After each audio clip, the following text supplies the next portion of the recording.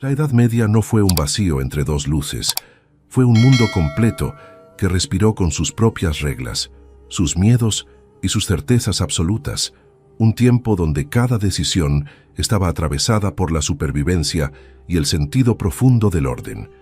Aquí nada ocurrió por accidente, y nada puede entenderse desde una mirada moderna sin perder su esencia, porque este periodo transformó para siempre la forma de gobernar, creer y vivir. El antagonista no fue un rey ni una guerra concreta, sino una fuerza sistémica inevitable hecha de colapso, escasez, fe y poder, que moldeó generaciones enteras sin pedir permiso. Al final de este relato comprenderás la Edad Media en su totalidad, desde su raíz hasta su legado final. Así que acompaña este viaje completo y sigue el canal para no perderte ninguna historia narrada con profundidad y calma. Capítulo 1. El fin del mundo antiguo. El derrumbe del mundo romano no fue un instante puntual ni una escena dramática aislada, sino un proceso largo, irregular y profundamente desigual según las regiones. Durante siglos, la administración imperial había sostenido caminos, impuestos, ejércitos y ciudades mediante una compleja red burocrática que dependía de estabilidad y recursos constantes.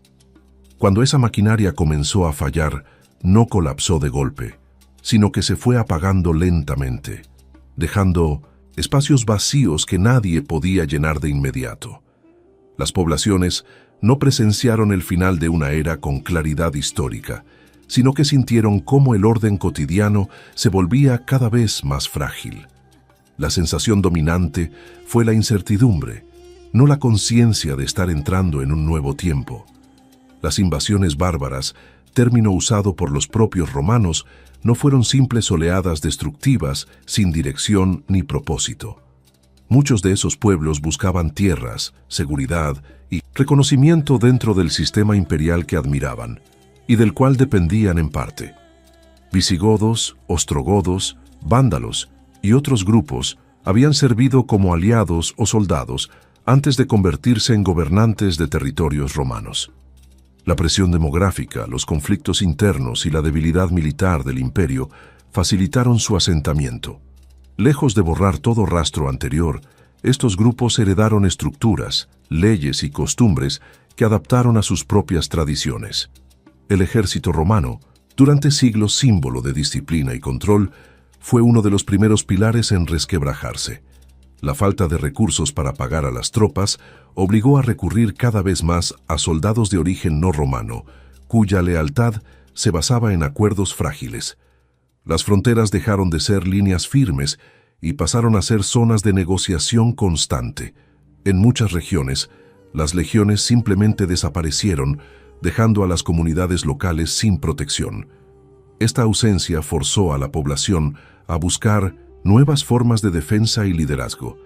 Las ciudades, orgullo del mundo antiguo, comenzaron un lento proceso de transformación. Algunas se despoblaron de manera progresiva al perder su función administrativa y comercial. Los foros quedaron en silencio, los baños dejaron de funcionar y los acueductos se deterioraron sin mantenimiento.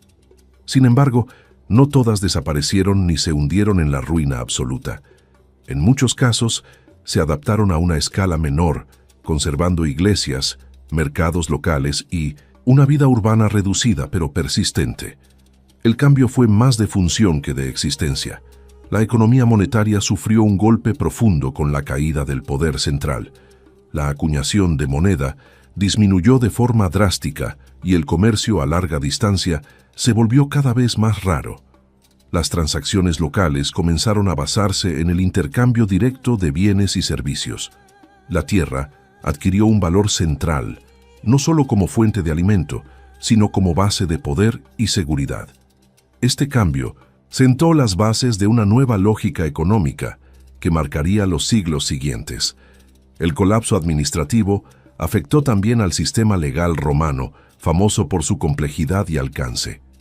En ausencia de jueces imperiales y funcionarios capacitados, muchas comunidades recurrieron a normas consuetudinarias más simples.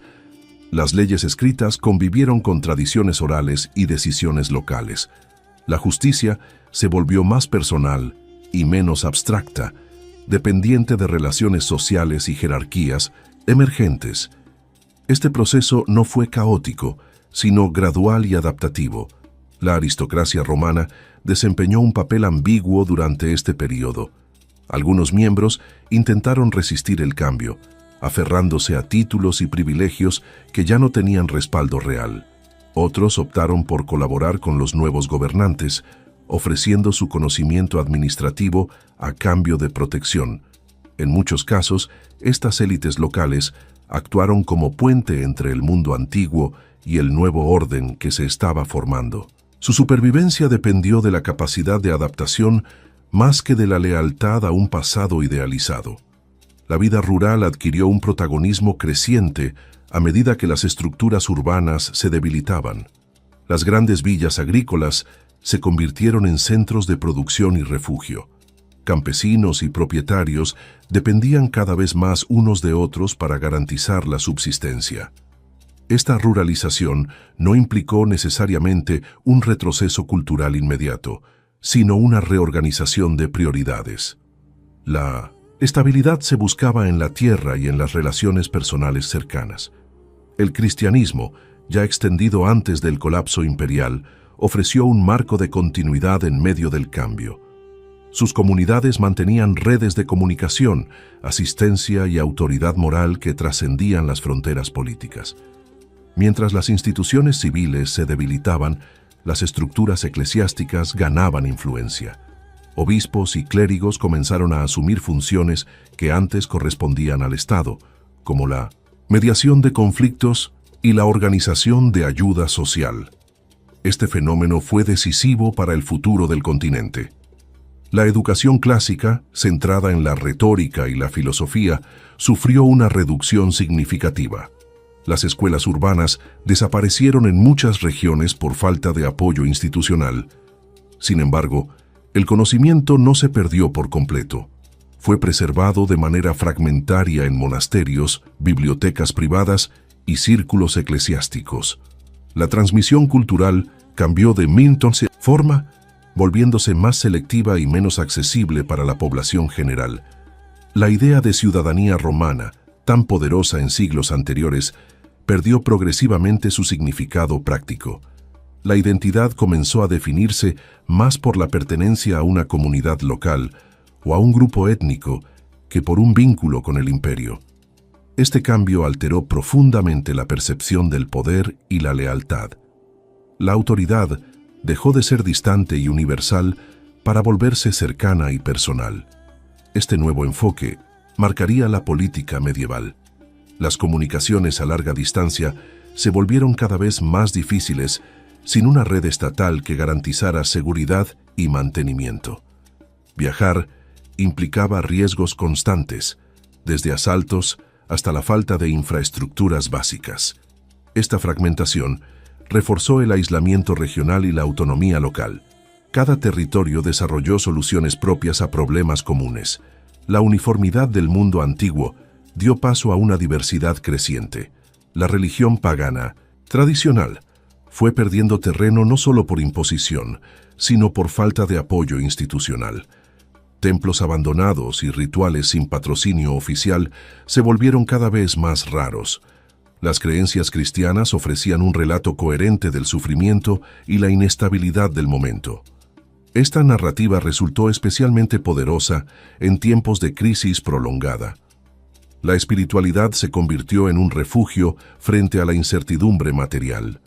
El colapso demográfico en algunas zonas, causado por guerras, hambrunas y epidemias, intensificó la sensación de fin de época. Campos sin cultivar y aldeas abandonadas eran señales visibles del cambio. Sin embargo, estas pérdidas no fueron uniformes ni permanentes en todos los territorios. Algunas regiones lograron estabilizarse y recuperarse con relativa rapidez. El proceso fue desigual y complejo. La memoria del mundo romano no desapareció, sino que se transformó en referencia y mito. Sus logros fueron recordados como un ideal de orden y grandeza difícil de recuperar. Esta nostalgia influyó en los proyectos políticos posteriores, que buscaron legitimarse como herederos de aquel pasado. El final del mundo antiguo no fue una destrucción total, sino una transición profunda.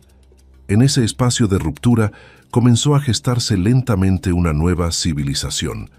La Edad Media no nació de la noche a la mañana, sino de estas grietas abiertas en el antiguo orden.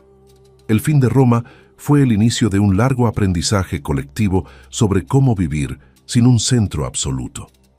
La reconstrucción no siguió un plan definido, sino una suma de respuestas locales a problemas inmediatos.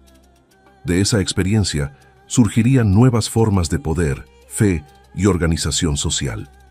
Así se cerró una era y se abrió otra, marcada por la adaptación constante. Capítulo 2. Reinos sobre ruinas. Tras la desaparición efectiva del poder imperial en Occidente, el continente europeo no quedó sumido en un vacío absoluto, sino en un mosaico cambiante de autoridades locales que intentaban imponer orden donde antes existía una administración centralizada. En antiguos territorios romanos comenzaron a surgir reinos que no se concebían como rupturas totales, sino como continuaciones adaptadas a una nueva realidad. Sus líderes gobernaban sobre poblaciones diversas, mezclando tradiciones germánicas con costumbres heredadas del pasado romano. El poder se volvió más personal, más dependiente de la presencia física del gobernante y de su capacidad para garantizar protección.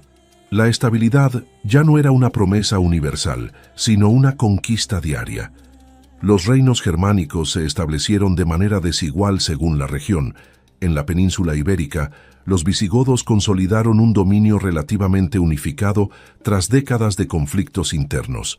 En la Galia, los francos lograron extender su autoridad gracias a alianzas estratégicas y a una integración progresiva con la población local. Italia, en cambio, vivió una fragmentación más compleja, con cambios frecuentes de control y una mayor inestabilidad política. Cada territorio desarrolló soluciones propias ante problemas similares, lo que reforzó la diversidad del nuevo panorama político. El poder de estos reinos no se sostenía únicamente por la fuerza militar, sino también por la legitimidad simbólica. Muchos gobernantes buscaron reconocimiento utilizando títulos romanos, leyes escritas y ceremonias heredadas del antiguo imperio. Esta apropiación del pasado otorgaba continuidad y facilitaba la aceptación por parte de las élites locales. Gobernar significaba convencer tanto como imponer. La autoridad se construía sobre una combinación de tradición, negociación y coerción limitada. La figura del rey adquirió un carácter distinto al del emperador romano. Su poder no era abstracto ni distante, sino cercano y visible. El monarca debía desplazarse constantemente por su territorio para reafirmar su presencia y resolver conflictos. Su corte era itinerante y su autoridad dependía en gran medida de la lealtad personal de nobles y guerreros. Sin una burocracia sólida, la palabra del rey y su capacidad de recompensa se volvieron esenciales para mantener el orden. Las leyes en estos reinos reflejaron la fusión cultural del período. Se redactaron códigos legales que combinaban normas romanas con costumbres germánicas transmitidas oralmente. Estas leyes no buscaban la igualdad ante la norma, sino la regulación de relaciones sociales según el estatus. Las multas, compensaciones y castigos variaban según la posición del individuo dentro de la comunidad. La justicia era pragmática y orientada a evitar conflictos prolongados. La nobleza emergente desempeñó un papel central en la consolidación del poder territorial. Estos señores locales controlaban tierras, hombres y recursos, actuando como intermediarios entre el rey y la población. Su apoyo era indispensable para cualquier proyecto político duradero. A cambio de lealtad, recibían protección, privilegios y autonomía. Esta relación sentó las bases de un sistema de dependencias que marcaría profundamente la Edad Media. El control del territorio se basaba más en la posesión efectiva que en fronteras claramente definidas. Los límites entre reinos eran fluidos y cambiantes, sujetos a guerras, matrimonios y acuerdos temporales. La noción moderna de frontera fija no existía. Lo importante era quien podía ejercer autoridad real sobre una región determinada.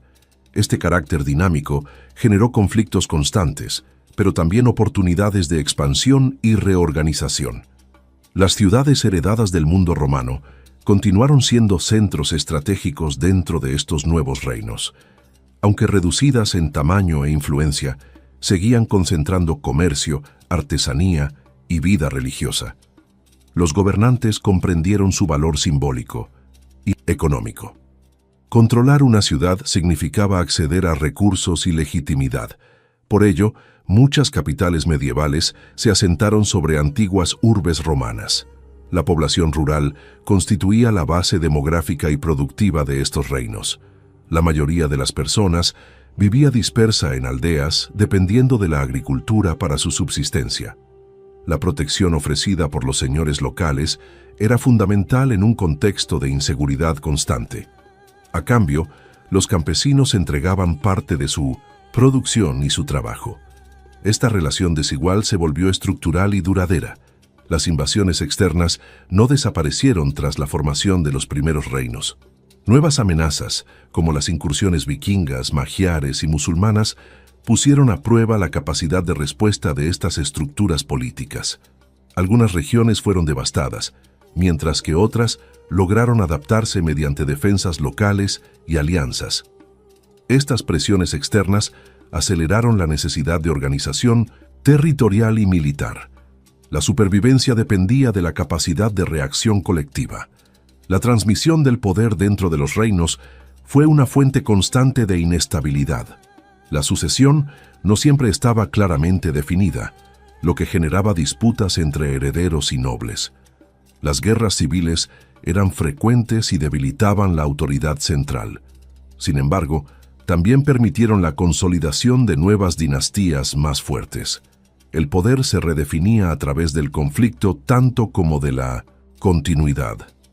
La religión cristiana comenzó a desempeñar un papel clave en la legitimación de los reyes.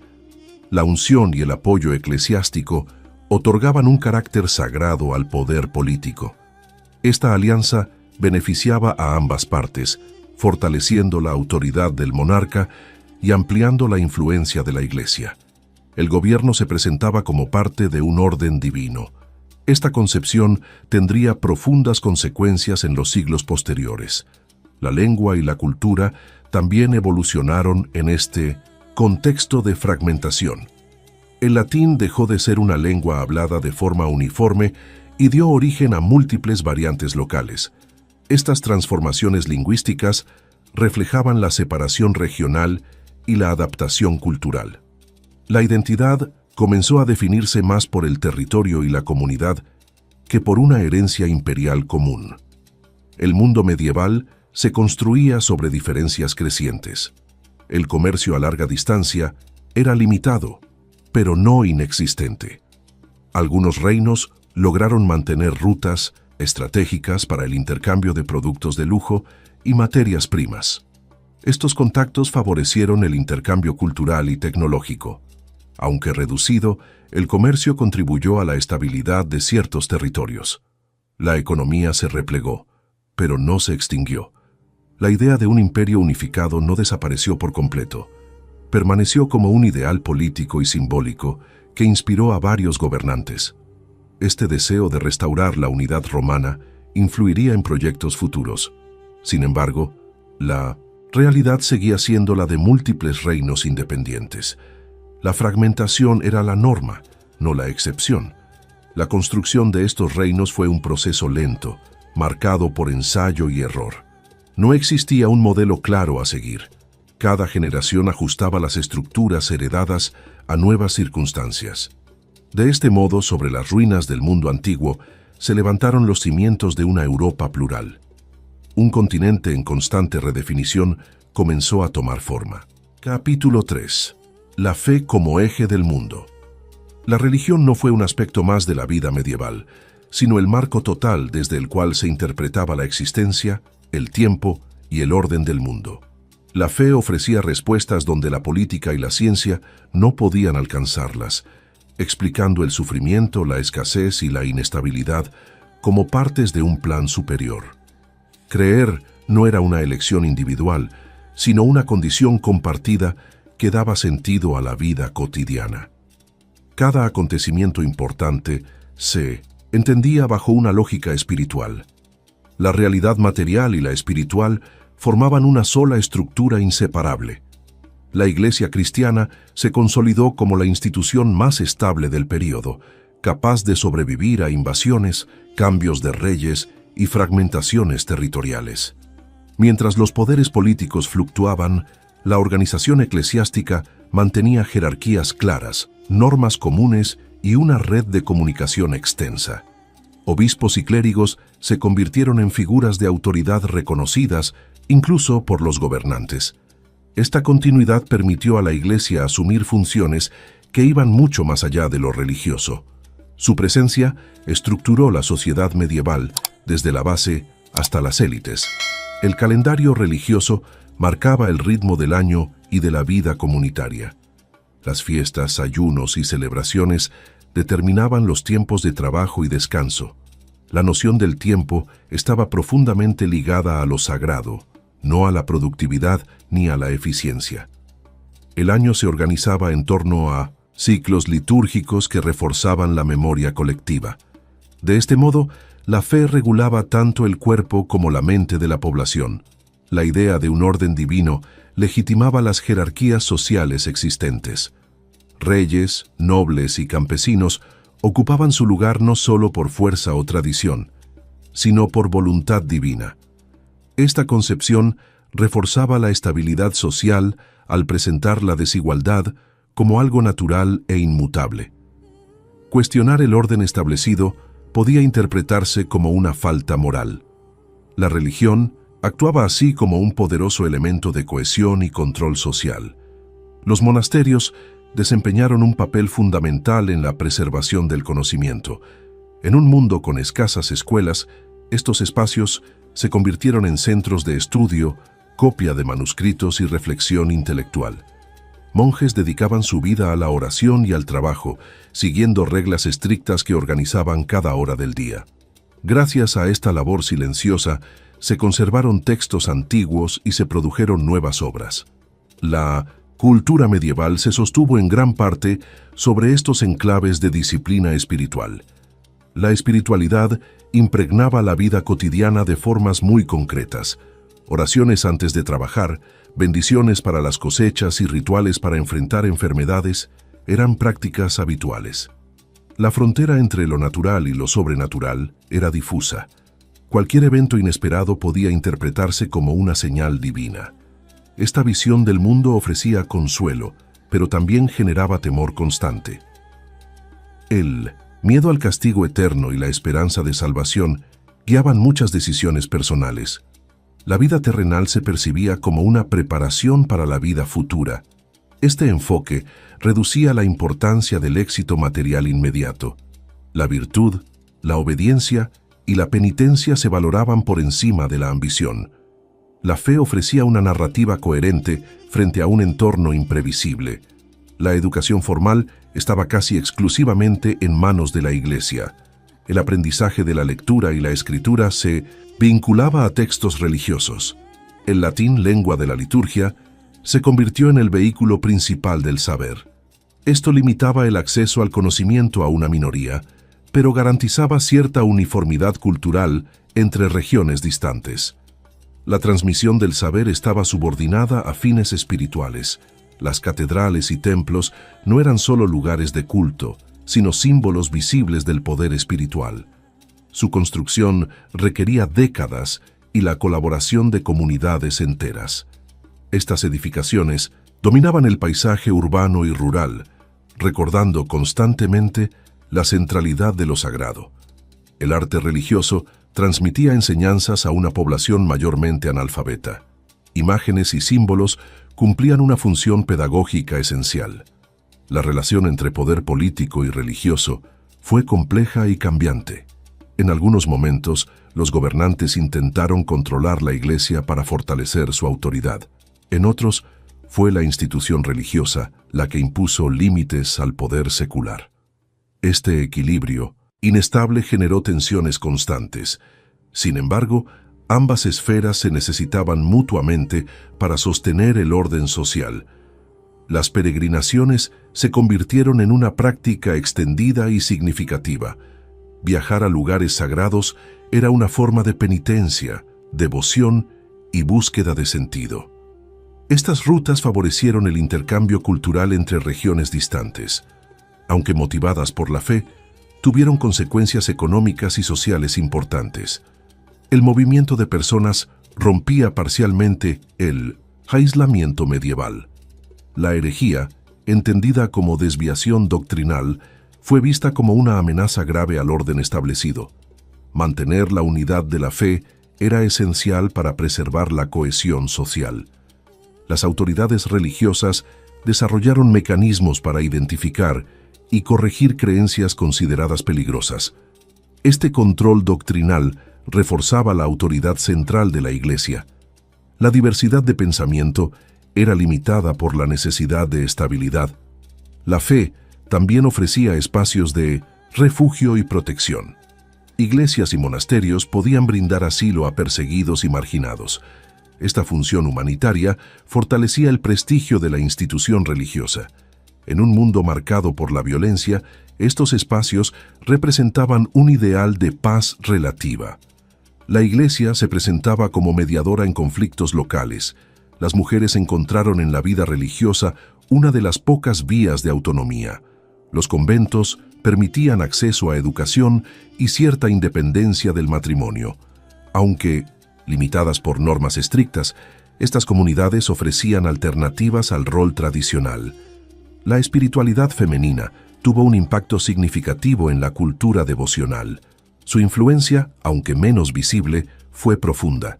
La interpretación de la historia estaba completamente impregnada de sentido religioso. Los acontecimientos se leían como pruebas, castigos o recompensas divinas. No existía una separación clara entre historia y teología. Esta visión condicionó la forma en que se escribieron las crónicas medievales. Comprender el pasado era comprender la voluntad divina. La fe fue el lenguaje común que permitió a sociedades fragmentadas compartir valores y referencias. A pesar de las diferencias políticas y culturales, la religión ofrecía un marco compartido. Este elemento fue decisivo para la continuidad de la civilización medieval. Sin la fe como eje, el mundo medieval habría carecido de coherencia. Así, la religión sostuvo la estructura mental y social de toda una era. Capítulo 4. Castillos, campos y jerarquías. El mundo medieval se organizó en torno a la tierra como principal fuente de riqueza, seguridad y poder. En ausencia de un Estado fuerte y centralizado, la posesión y control del territorio se volvió esencial para la supervivencia. La tierra no solo producía alimentos, sino que garantizaba autoridad sobre quienes la trabajaban. De esta relación surgió un sistema profundamente jerárquico, donde cada nivel dependía del superior para protección y del inferior para subsistencia. Esta estructura no fue diseñada de forma consciente, sino que emergió como respuesta práctica a un entorno inseguro. Los castillos comenzaron a poblar el paisaje europeo como centros de control y defensa. No eran solo fortalezas militares, sino también residencias, tribunales y símbolos visibles de poder.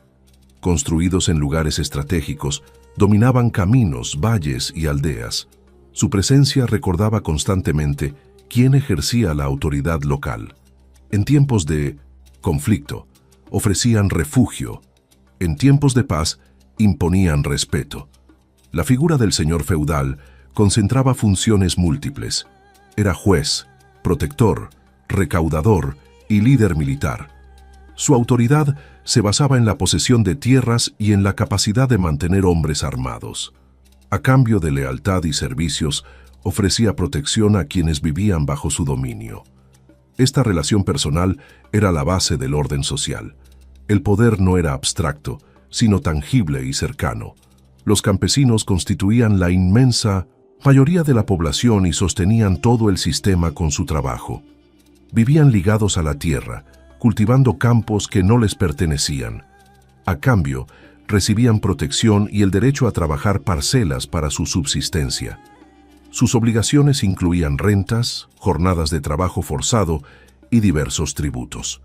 La vida campesina estaba marcada por el esfuerzo constante y una dependencia casi total del entorno natural. La economía rural funcionaba bajo un ritmo estacional rígido. Siembras, cosechas y descansos estaban dictados por el clima y el calendario agrícola. Un mal año podía significar hambre generalizada. No existían reservas estatales ni mecanismos eficaces de ayuda. Esta fragilidad hacía que la vida cotidiana estuviera siempre al borde de la escasez.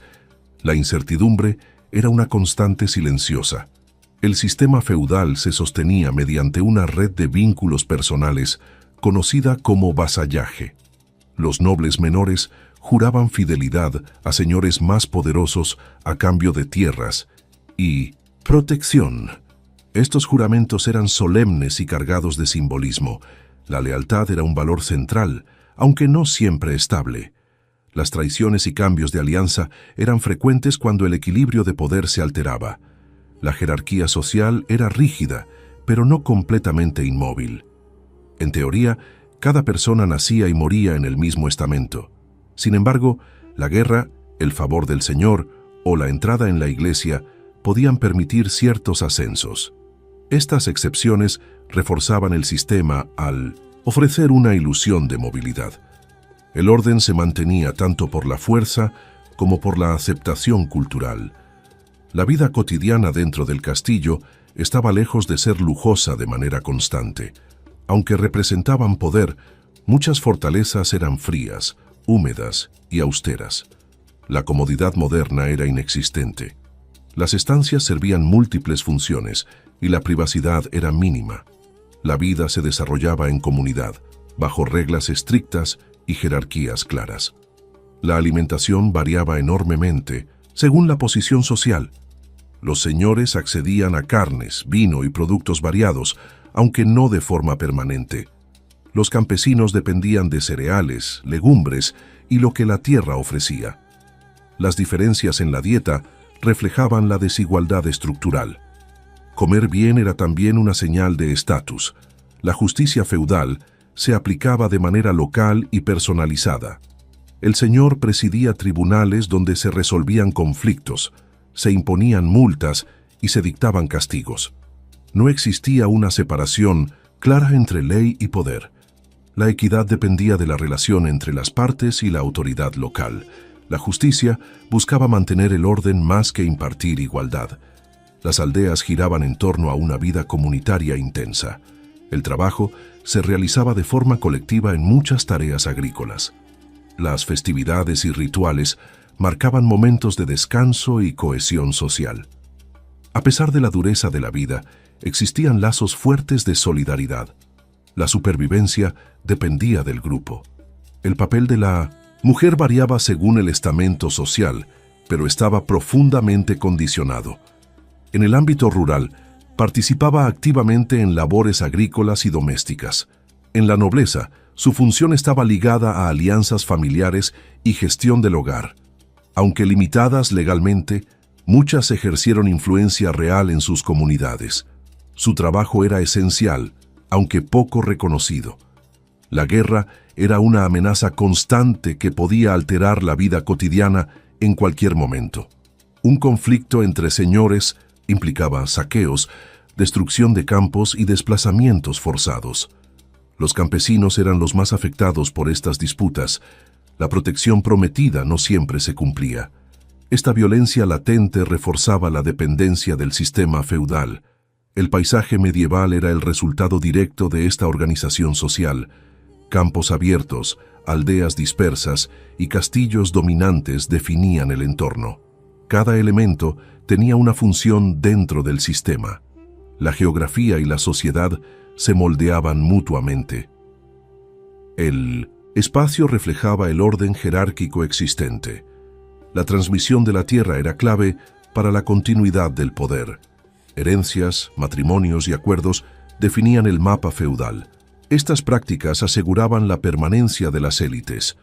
La tierra no se concebía como una mercancía libre, sino como un vínculo de poder. Su posesión determinaba el destino de generaciones enteras. La Iglesia también era propietaria de vastas extensiones de tierra, integrándose plenamente en el sistema feudal. Monasterios y obispados actuaban como señores, con derechos y obligaciones similares. Esto reforzaba la influencia religiosa en la vida material. La fe y la economía se entrelazaban de forma inseparable. El poder espiritual también era poder territorial. Este entramado de castillos, campos y jerarquías sostuvo durante siglos la vida medieval.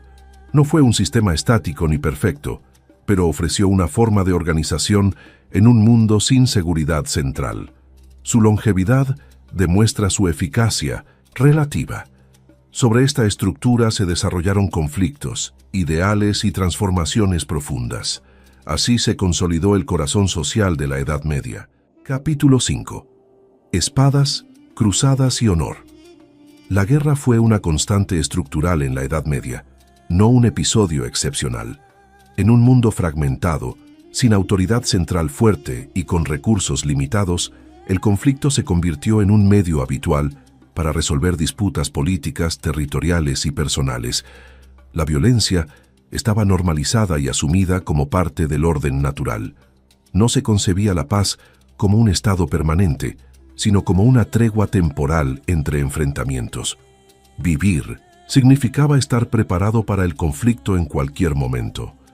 Los combates medievales no siempre eran grandes batallas organizadas, sino escaramuzas locales, asedios prolongados y saqueos rápidos. Controlar un castillo, un puente o una ruta podía ser más decisivo que vencer en campo abierto. La guerra afectaba directamente a la población civil, que sufría destrucción de cosechas, desplazamientos forzados y pérdida de bienes. La frontera entre combatiente y no combatiente era difusa. El impacto del conflicto se sentía mucho más allá del campo de batalla. La figura del guerrero adquirió un prestigio central dentro de la sociedad feudal. Combatir no era solo una necesidad práctica, sino una forma de afirmar estatus y honor. Los nobles se definían por su capacidad militar y por su disposición a luchar por su señor. La identidad social estaba profundamente ligada al uso de las armas. Ser incapaz de combatir equivalía a perder reconocimiento dentro del grupo dominante. El desarrollo del ideal caballeresco intentó imponer un marco moral a esta violencia constante. La caballería no eliminó la brutalidad de la guerra, pero buscó regularla mediante códigos de conducta. Se exaltaban valores como la lealtad, el valor, la protección de los débiles y el honor personal. Estos ideales convivían con prácticas mucho más crudas. La distancia entre el ideal y la realidad fue siempre evidente. La formación de un caballero implicaba años de aprendizaje y disciplina. Desde joven, el aspirante se entrenaba en el manejo de armas, la equitación y las normas sociales de la nobleza. Este proceso no solo preparaba para la guerra, sino para el liderazgo. El combate se entendía como una prueba moral y física. La destreza marcial era una virtud fundamental. Las armas medievales evolucionaron según las necesidades del combate. Espadas, lanzas, mazas y arcos reflejaban tanto avances técnicos como adaptaciones al tipo de enfrentamiento. La armadura ofrecía protección, pero también imponía límites de movilidad. La guerra era física, cercana y agotadora. El combate cuerpo a cuerpo definía el resultado de muchos enfrentamientos. Los asedios fueron una de las formas más comunes de guerra. Tomar una fortaleza requería paciencia, recursos y resistencia. El hambre y la enfermedad eran armas tan eficaces como la espada. Estos enfrentamientos podían durar meses o incluso años. La población atrapada dentro de los muros sufría condiciones extremas. La guerra medieval era tanto psicológica como física.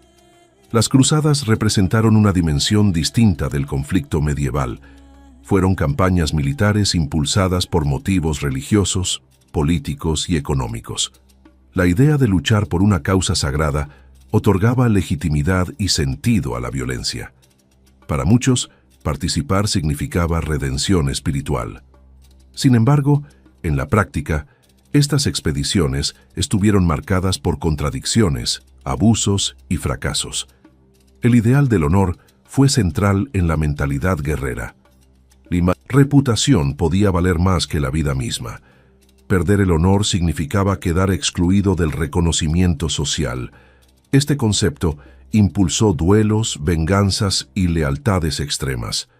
El honor no era un sentimiento individual, sino una construcción social compartida. Se defendía públicamente y se castigaba cuando era cuestionado. Las guerras también fueron un medio de ascenso social. Un combatiente destacado podía ganar tierras, prestigio o alianzas ventajosas. El botín era una motivación real y aceptada.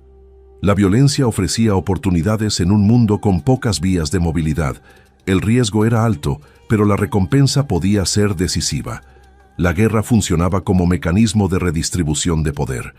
La Iglesia intentó, con éxito limitado, moderar la violencia mediante iniciativas como la paz de Dios y la tregua de Dios. Estas buscaban proteger a ciertos grupos y limitar los días de combate. Aunque no eliminaron los conflictos, introdujeron la idea de restricciones morales a la guerra. Fue un intento de encauzar una realidad inevitable. La fe y la espada convivieron en tensión constante. La experiencia del combate dejaba marcas profundas en quienes participaban. Las heridas, físicas y psicológicas, eran comunes. No existía atención médica eficaz para muchos daños. La muerte estaba siempre presente y era asumida con naturalidad.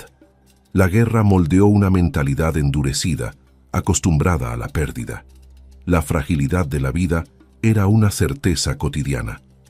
Las crónicas medievales glorificaron muchas veces la guerra, resaltando hazañas y gestas heroicas.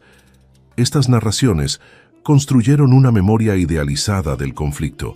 Sin embargo, detrás de esos relatos se escondía una realidad mucho más dura. La escritura selectiva ocultaba el sufrimiento generalizado. La historia oficial exaltaba el honor, no el dolor. Los torneos caballerescos ofrecieron una versión ritualizada del combate. Eran espacios donde demostrar habilidad sin la brutalidad total de la guerra real. Aunque peligrosos, seguían reglas claras. Funcionaban como entrenamiento, espectáculo y afirmación social. La violencia se convertía en ceremonia. El honor se ganaba ante la mirada pública. La guerra influyó en la organización política y territorial. Los conflictos redefinían fronteras, debilitaban linajes y fortalecían otros. Ningún poder era completamente estable. El equilibrio se mantenía mediante la amenaza constante de la fuerza. La política medieval no puede entenderse sin el conflicto armado. La espada fue un instrumento de gobierno. El ideal caballeresco también influyó en la cultura y la literatura. Canciones, poemas y relatos exaltaron figuras heroicas y gestos honorables. Estas obras ofrecían modelos de conducta. Aunque alejados de la realidad cotidiana, moldearon aspiraciones sociales. El imaginario guerrero trascendió el campo de batalla. La guerra medieval no fue solo destrucción, sino un elemento estructural del orden social. Definió jerarquías, valores y formas de poder. La violencia no era un accidente del sistema, sino parte de su funcionamiento. Comprender este hecho es esencial para entender la Edad Media. Espadas, cruzadas y honor formaron el núcleo de una época marcada por el conflicto permanente. Capítulo 6. Ciudades, comercio y cambio. Durante siglos el mundo medieval había estado dominado por una lógica rural, pero de manera lenta y constante comenzaron a resurgir las ciudades como espacios de dinamismo económico y social. Este proceso no fue uniforme ni repentino, sino resultado de transformaciones acumuladas a lo largo del tiempo. El aumento de la producción agrícola permitió excedentes que podían intercambiarse. Allí donde existían cruces de caminos, ríos navegables o antiguos núcleos urbanos, comenzaron a concentrarse actividades comerciales. Las ciudades reaparecieron como puntos de encuentro y oportunidad. El renacer urbano estuvo estrechamente ligado al comercio regional y de larga distancia. Mercaderes comenzaron a recorrer rutas cada vez más definidas, conectando regiones que habían permanecido aisladas durante generaciones. Productos como sal, vino, tejidos y metales circularon con mayor regularidad. Estos intercambios no solo movían bienes, sino también ideas, técnicas y costumbres. El comercio se convirtió en un motor silencioso del cambio medieval. Las ferias desempeñaron un papel central en esta nueva economía. Celebradas en fechas concretas, reunían comerciantes de distintas regiones durante semanas. Allí se negociaban precios, se establecían contratos y se intercambiaban noticias. Las ferias transformaron pequeños asentamientos en centros de gran actividad. Su importancia superaba lo económico, ya que reforzaban redes sociales y culturales. Eran espacios donde el mundo se hacía más amplio. El crecimiento urbano dio lugar a una nueva clase social. Los burgueses, artesanos, comerciantes y profesionales comenzaron a acumular riqueza fuera del sistema feudal tradicional. Su poder no provenía de la tierra, sino del dinero y el conocimiento. Esta diferencia alteró el equilibrio social existente. Aunque no formaban parte de la nobleza, su influencia era cada vez mayor. La ciudad ofrecía una alternativa al orden rural jerárquico. Las ciudades medievales se organizaron con normas propias para regular la convivencia y la actividad económica. Gremios y corporaciones establecían reglas de producción, calidad y precios. Estas asociaciones protegían a sus miembros y garantizaban estabilidad. El trabajo artesanal adquirió prestigio y estructura. La economía urbana se basaba en la cooperación tanto como en la competencia. La arquitectura urbana reflejaba esta nueva vitalidad. Murallas, mercados, talleres y plazas definían el espacio. Las calles eran estrechas y densas, llenas de actividad diaria. A diferencia del mundo rural, la ciudad concentraba diversidad humana. Personas de distintos orígenes convivían en un mismo espacio. Esta proximidad generaba conflictos, pero también innovación. El uso del dinero se intensificó con el comercio urbano. Aunque no sustituyó completamente el intercambio directo, facilitó transacciones complejas. Monedas de distintas regiones circulaban juntas, obligando a desarrollar sistemas de cambio. Esta práctica fomentó el surgimiento de banqueros y prestamistas. El dinero se convirtió en una herramienta esencial para el crecimiento económico. Las ciudades buscaron autonomía frente a los señores feudales. A través de cartas y privilegios, negociaron derechos para autogobernarse. Esta autonomía incluía la capacidad de recaudar impuestos y administrar justicia.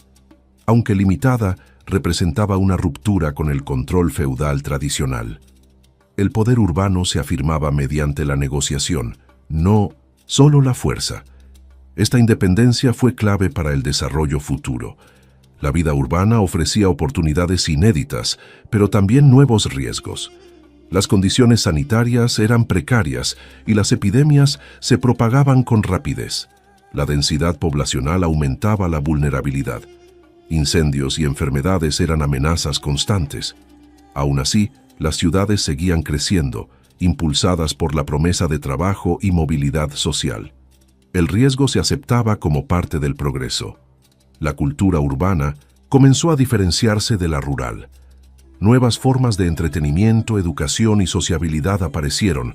Las universidades surgieron en ciudades activas, atrayendo estudiantes de distintas regiones. El conocimiento se concentraba en estos centros. La ciudad se convirtió en un espacio de aprendizaje y debate. Este ambiente favoreció cambios intelectuales profundos. El comercio también transformó las relaciones internacionales. Rutas marítimas y terrestres conectaron Europa con regiones lejanas. Estos contactos ampliaron el horizonte medieval. Productos exóticos despertaban curiosidad y deseo. La economía se volvía más compleja e interdependiente. El aislamiento del pasado comenzaba a romperse. La Iglesia mantuvo una presencia importante en las ciudades, adaptándose a la nueva realidad urbana. Parroquias, conventos y hospitales atendían a una población creciente. La vida religiosa se integraba en el ritmo urbano. Al mismo tiempo, surgieron tensiones entre valores espirituales y actividades comerciales. La riqueza urbana planteaba dilemas morales nuevos. Las mujeres encontraron en las ciudades oportunidades diferentes a las del mundo rural. Participaban en talleres, mercados y negocios familiares. Aunque seguían enfrentando restricciones legales, su visibilidad aumentó. La economía urbana ofrecía espacios de participación más flexibles. Estas experiencias diversificaron los roles sociales. El cambio no fue total, pero sí significativo. El desarrollo urbano no eliminó el sistema feudal, pero lo modificó profundamente. La dependencia exclusiva de la tierra comenzó a diluirse. El dinero y el comercio ofrecían nuevas formas de poder. Esta transformación fue gradual y conflictiva. El equilibrio social se reajustaba constantemente. El mundo medieval entraba en una fase de transición. Las ciudades se convirtieron en focos de innovación técnica. Nuevas herramientas, técnicas de construcción y métodos de producción surgieron en entornos urbanos. La especialización del trabajo impulsó la eficiencia. El conocimiento práctico se transmitía entre artesanos.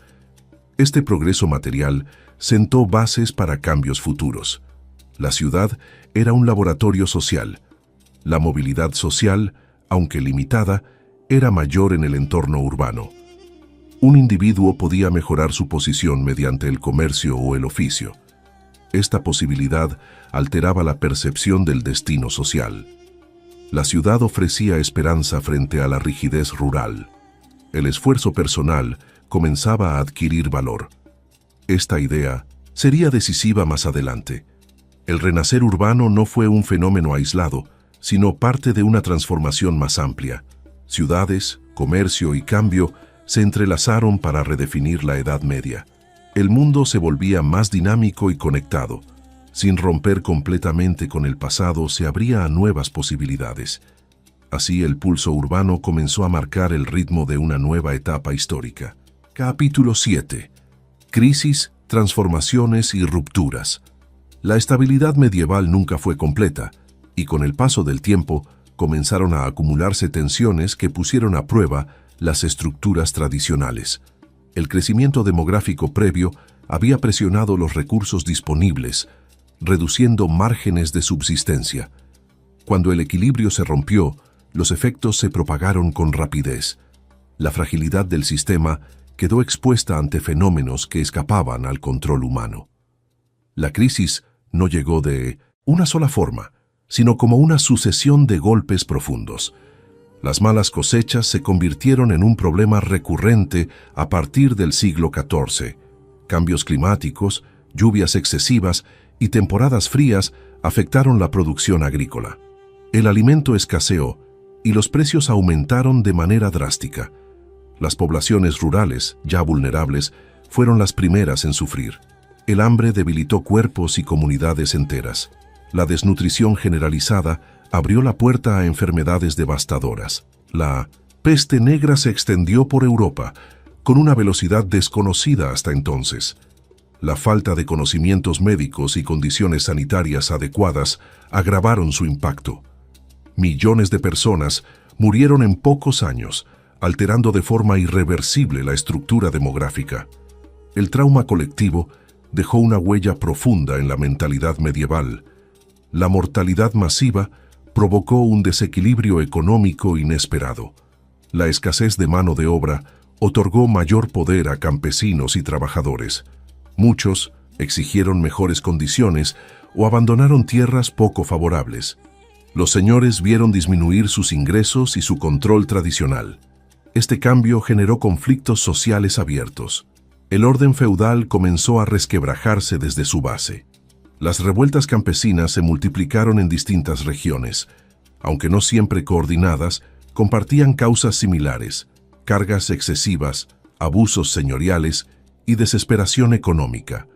Estas rebeliones fueron reprimidas con dureza, pero revelaron un malestar profundo. El miedo al desorden social creció entre las élites. La autoridad ya no era incuestionable. Las ciudades tampoco quedaron al margen de la crisis. La interrupción del comercio y la caída de la población afectaron talleres y mercados. Muchos centros urbanos se contrajeron o perdieron relevancia. Sin embargo, otros lograron adaptarse gracias a nuevas actividades. La crisis actuó como filtro, debilitando estructuras rígidas y fortaleciendo las más flexibles. El cambio fue desigual y selectivo. La Iglesia enfrentó uno de los periodos más complejos de su historia medieval. La incapacidad para explicar o detener las catástrofes debilitó su autoridad moral. Cismas internos y disputas de poder agravaron la situación. La unidad espiritual se vio comprometida. La fe persistió, pero la confianza institucional se erosionó. El poder político también se vio sacudido por conflictos prolongados. Guerras dinásticas y territoriales se intensificaron en un contexto de debilidad general. Los recursos para sostener ejércitos eran limitados. La presión fiscal aumentó, generando mayor descontento. La violencia interna se sumó a la crisis estructural. Las monarquías comenzaron a transformarse como respuesta a esta inestabilidad. Algunos reyes fortalecieron su autoridad central para imponer orden. Se desarrollaron administraciones más eficientes y sistemas fiscales más directos. Esta centralización redujo el poder de la nobleza tradicional. El equilibrio político se desplazó lentamente hacia nuevas formas de gobierno. El pensamiento medieval también experimentó cambios profundos. La experiencia del sufrimiento masivo llevó a cuestionamientos sobre el sentido de la vida y el orden establecido. Nuevas corrientes espirituales y filosóficas ganaron espacio. La reflexión individual comenzó a adquirir mayor importancia. La mentalidad colectiva se volvía más introspectiva y crítica. El arte reflejó este clima de transformación y angustia. Las representaciones se volvieron más realistas y expresivas. Temas como la fragilidad humana y el paso del tiempo cobraron protagonismo. La estética medieval se adaptó a una sensibilidad marcada por la experiencia de la crisis. El arte se convirtió en un medio de comprensión emocional. La educación y el conocimiento no se detuvieron, sino que se reorientaron. Las universidades continuaron funcionando, aunque con dificultades. El interés por textos antiguos y nuevas interpretaciones creció. Este movimiento intelectual preparó el terreno para cambios culturales posteriores. La crisis no apagó el pensamiento, lo redefinió. Las relaciones sociales se volvieron más tensas y complejas. La movilidad social aumentó en algunos contextos, generando fricciones. Viejas jerarquías perdieron legitimidad. El respeto tradicional ya no bastaba para mantener el orden. La negociación y el conflicto convivían de manera constante. La economía comenzó a reorganizarse tras el impacto inicial. Nuevas oportunidades surgieron en sectores antes secundarios. El comercio se adaptó a condiciones cambiantes. La escasez inicial dio paso a reajustes estructurales. El sistema medieval demostraba capacidad de transformación. La experiencia de la crisis dejó una memoria duradera. El miedo a la repetición de catástrofes influyó en decisiones futuras. La planificación y el control se volvieron prioridades. La sociedad aprendió a convivir con la incertidumbre. El cambio ya no era una excepción, sino una expectativa. Estas rupturas no significaron el fin inmediato de la Edad Media, sino su transformación interna. El mundo medieval se vio obligado a reinventarse. Las estructuras tradicionales se adaptaron o desaparecieron. De la crisis surgieron nuevas formas de organización. El equilibrio antiguo había quedado atrás. La Edad Media avanzaba hacia su fase final marcada por la transición. La estabilidad relativa del pasado ya no podía sostenerse. La crisis había abierto puertas irreversibles. El mundo estaba cambiando desde sus cimientos.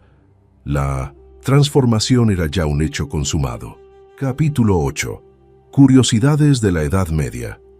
La vida medieval estuvo llena de detalles cotidianos que hoy resultan sorprendentes y que revelan una forma de pensar muy distinta a la actual. Muchas prácticas consideradas normales, entonces, pueden parecer extrañas desde una mirada moderna.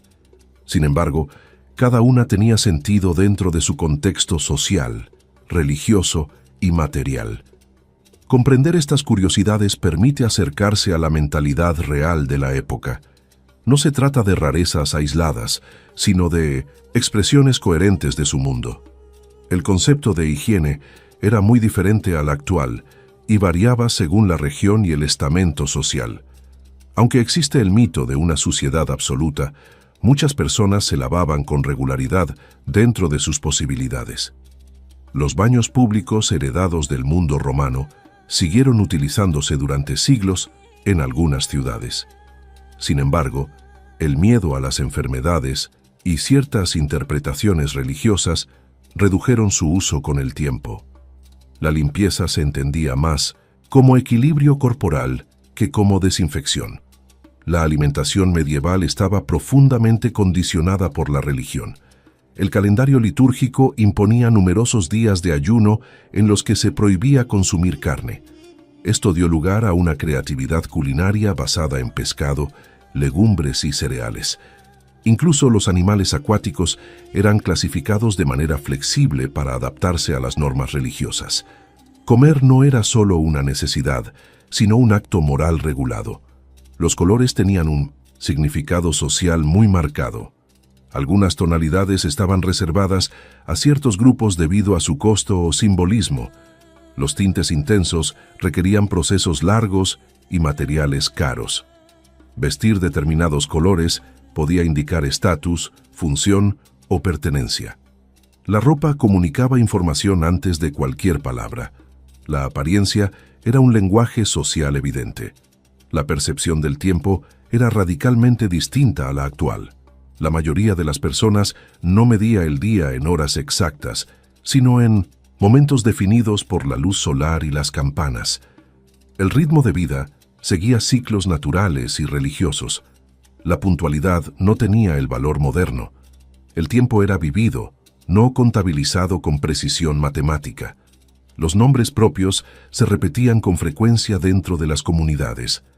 La identificación personal se completaba con referencias al lugar de origen, al oficio o a características físicas. Los apellidos, tal como se entienden hoy, no estaban plenamente establecidos. Esta forma de nombrar reflejaba una sociedad pequeña y cercana. La identidad estaba ligada al entorno inmediato. La medicina medieval combinaba observación, tradición y creencias espirituales. Los tratamientos incluían hierbas, sangrías y oraciones.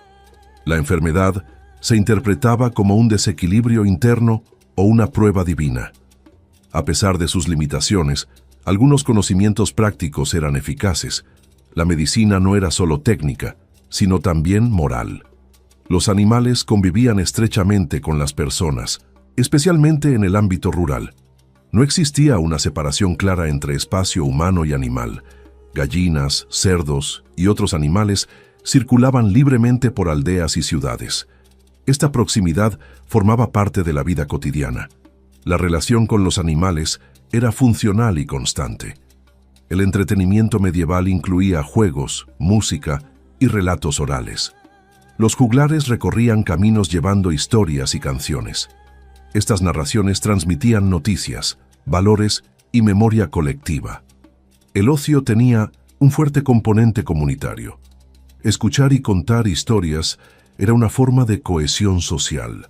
Las supersticiones estaban profundamente arraigadas en la vida diaria. Amuletos, rituales y creencias populares coexistían con la fe oficial. Muchas personas buscaban protección contra males invisibles. Estas prácticas ofrecían una sensación de control frente a lo desconocido. La frontera entre religión y superstición era difusa. El castigo público era una forma habitual de mantener el orden. Las penas se aplicaban ante la comunidad para servir de ejemplo. La vergüenza era tan importante como el dolor físico.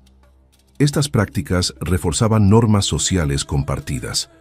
La justicia tenía un carácter profundamente visible. La infancia no se concebía como una etapa diferenciada como hoy. Los niños asumían responsabilidades desde temprana edad. El trabajo y el aprendizaje se integraban en la vida familiar. La educación formal era limitada y selectiva. La infancia era breve y funcional. El uso del humor existía incluso en contextos religiosos. Marginales de manuscritos y esculturas muestran escenas satíricas y grotescas. Estas representaciones revelan una mentalidad más compleja de lo que suele imaginarse. La risa tenía un lugar en la cultura medieval. No todo era solemnidad. Los viajes eran lentos y peligrosos, pero más comunes de lo que se cree. Peregrinos, comerciantes y mensajeros recorrían largas distancias. Estos desplazamientos conectaban regiones y culturas. Viajar implicaba riesgos constantes. Aún así, el movimiento humano era una realidad constante. La música estaba presente en celebraciones, rituales y trabajo cotidiano. Instrumentos simples acompañaban cantos colectivos. La música transmitía emociones y relatos. No se concebía como espectáculo aislado. Era parte integral de la vida social. Las cartas y documentos escritos eran objetos valiosos. El acceso a la escritura otorgaba poder. Los escribas desempeñaban un papel clave en la administración. El texto escrito tenía autoridad. La palabra fijada en pergamino tenía peso duradero. El miedo a lo desconocido convivía con una profunda curiosidad por el mundo. Bestiarios y relatos describían criaturas imaginarias junto a animales reales. Estos textos reflejaban una forma simbólica de comprender la realidad. El conocimiento se mezclaba con imaginación. El mundo era interpretado a través de símbolos. La Edad Media fue una época compleja y humana, llena de contrastes y matices. Sus curiosidades no son simples rarezas, sino ventanas a otra forma de vivir y pensar. Cada detalle revela adaptación, creatividad y sentido. Comprender estos aspectos permite ver más allá de los estereotipos. Así se cierra un recorrido completo por una era que marcó profundamente la historia. Fundamente la historia. Fundamente la historia. Fundamente la historia. Fundamente la historia.